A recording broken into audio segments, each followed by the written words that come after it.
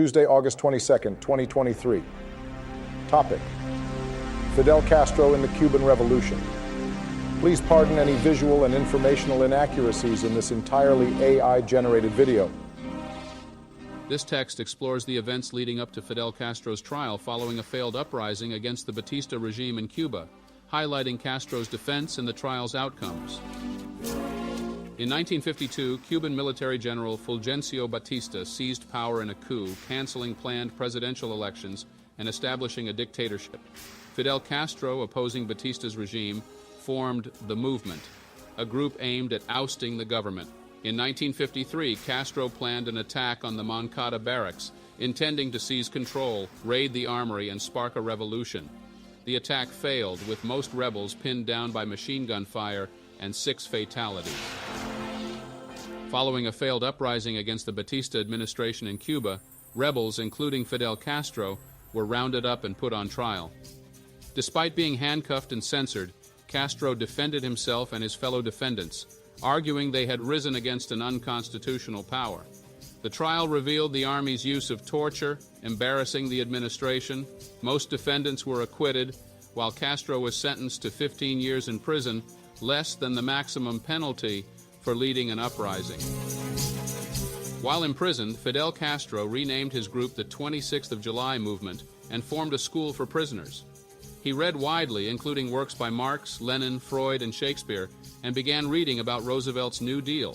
He maintained control over his movement and organized the publication of History Will Absolve Me. After his wife gained employment in the Ministry of the Interior, they initiated divorce proceedings. In 1955, Castro was released from prison, returned to Havana, and continued to strengthen his movement despite some dissent. In 1955, Fidel Castro and his brother Raúl fled Cuba after a crackdown on dissent. They traveled to Mexico, where they met Argentine doctor and Marxist-Leninist Ernesto Che Guevara. Castro also associated with Alberto Bayo, a veteran of the Spanish Civil War, who agreed to teach Castro's rebels guerrilla warfare. Castro toured the U.S. to raise funds and kept in contact with the MR-267 in Cuba. In November 1956, Castro and 81 revolutionaries set sail from Mexico to Cuba to lead an armed uprising against the government. In December 1956, Fidel Castro and 81 rebels landed in Cuba on the Granma, aiming to overthrow the Batista regime. After a series of attacks, only 19 rebels made it to their destination, the Sierra Maestra Mountains.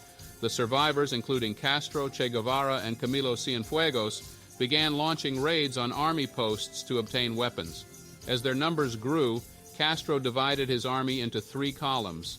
Castro's Marxist-Leninist beliefs were hidden to gain support from less radical dissenters. The rebels' cause gained international attention after an interview with the New York Times.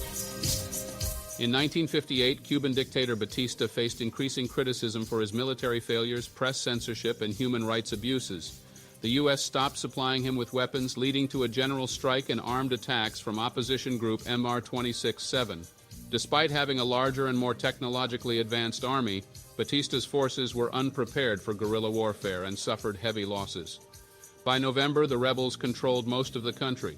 The U.S., fearing a socialist regime, attempted to support a rightist military junta, but Batista resigned and fled the country.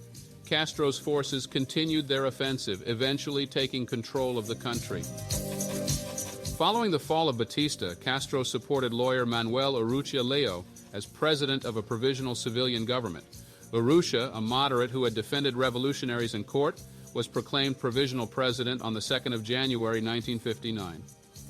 Despite having no official role, Castro exerted significant influence over the government, pushing for policies to reduce corruption and improve literacy. He also helped set up trials for those complicit in human rights abuses under Batista's regime, resulting in hundreds of executions. Castro's actions were popular domestically but drew criticism internationally.